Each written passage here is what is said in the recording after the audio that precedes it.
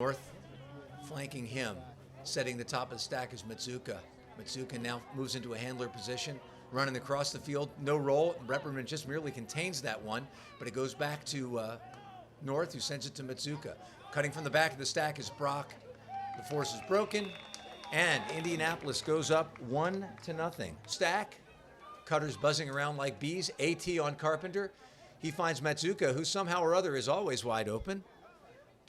Jacobs gets it on the far sideline. Pat Mack watching this one. This could be a jump ball. Rick Gross underneath it, and he comes down with a lot of those. Soon, slipping a little bit is Ellison catching that in-cut. Henderson with the disc. He throws up a flick.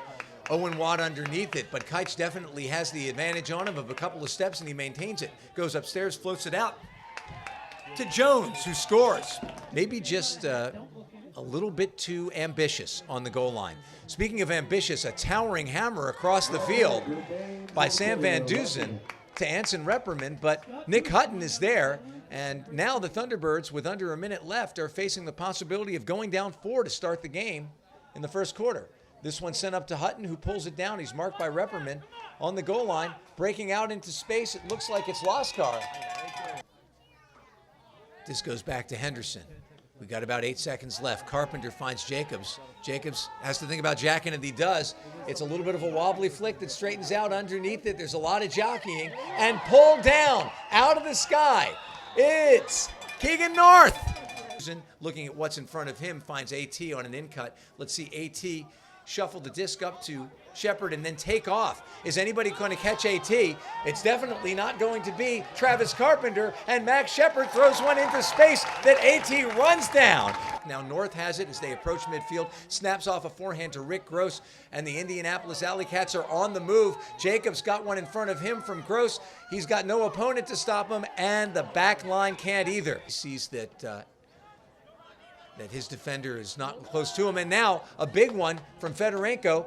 Looks like it could be a jump ball, but it falls perfectly in the back of the end zone for Burgess. Today, we'd love to see you back in the green and white sometime soon. Gross sends one out into space. Brock giving chase. Behind him is Dane Meyer, but there's no way to catch up. Best, who led in both goals and assists for the Thunderbirds, and now this one sent deep. Running it down is Jimmy Tull. He's got company in the form of Spencer Laskar, who gets the inside position and knocks it down.